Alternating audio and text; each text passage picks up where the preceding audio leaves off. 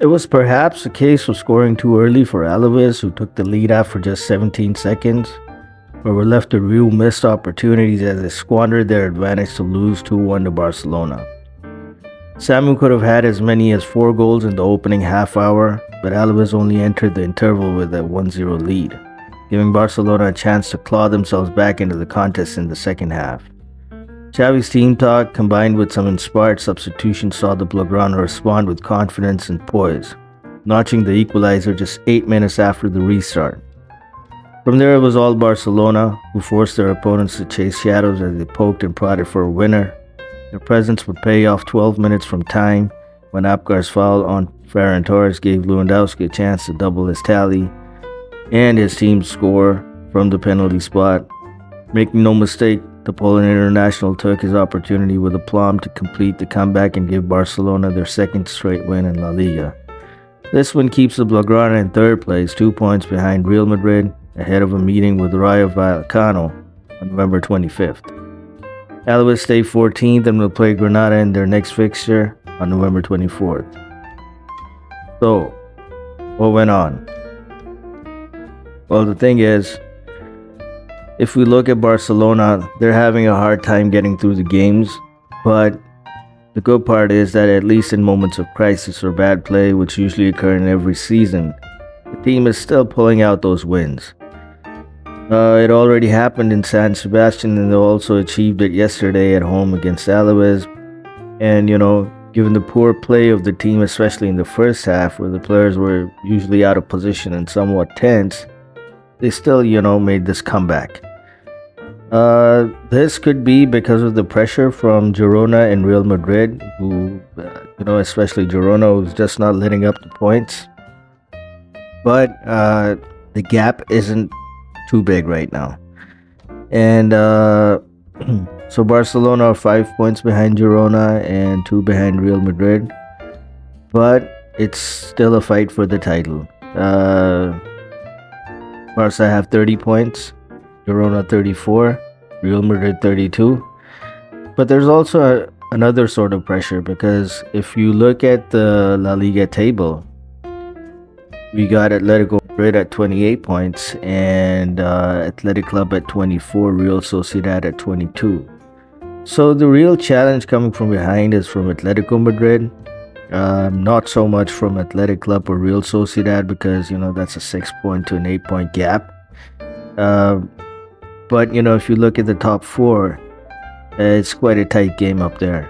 And just generally in Europe, if you look at the Premier League as well, this season seems to be a very tight season with a lot of top teams really close by, and that adds to the pressure. So if we look at, before the game, Barcelona had not lost any of their last 11 matches against Alaves. It's one of their longest unbeaten run.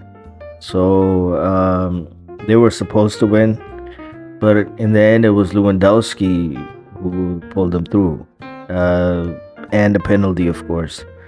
But other than that, Barcelona, they took 11 shots, but it just wasn't adding up. And that's something Xavi has to worry about. And he admitted at the post-match press conference that, there's a lot of pressure on these players, and he's not being harsh with them. He's being really nice to them, because the negative media reports are affecting these guys. So they have to, fix that mentality, and that mentality will only get fixed by continuous wins. So another thing was that, Barcelona had only filled the score in one of their 17 matches against Alaves. That was back in February 2000. So again, this match was stacked in favor of Barcelona. But, if we look at it, Barcelona are beginning to concede a lot of opportunities against sides that are, mid-table to lower end of the table. That's what happened in the Champions League as well against Shakhtar. They ended up losing. So what's really going on here? What's going on here is that football is becoming more and more athletic, and Barcelona are a less athletic team and a more technical team. They're not, football goes through evolutions, and Barcelona are yet to go through that evolution where, like Manchester City, they have that possession-based DNA, but yet can't play fast enough or vertically enough, keeping that DNA, that possession DNA. They're playing like the early 2010 type of game, and it's still much slower. And one of the reasons for that is that they have a lot of technical guys like Pedri and all that, but the overall team is nowhere near that level of Iniesta, Xavi, Messi, and all those guys. So that technical level was much more advanced, and these guys are yet to get there. They might get there in a couple of years, but they've got that challenge. So maybe they got to do a rethink and maybe start incorporating some athletic guys, because if you look at Barcelona's back, you got these tall guys, and then all of a sudden the team starts getting the size starts to matter.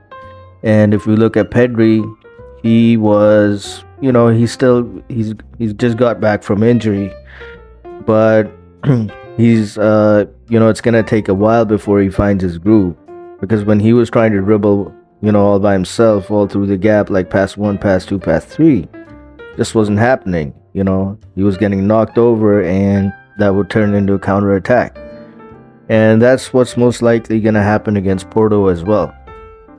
So but I think Barcelona are gonna get past the group stage.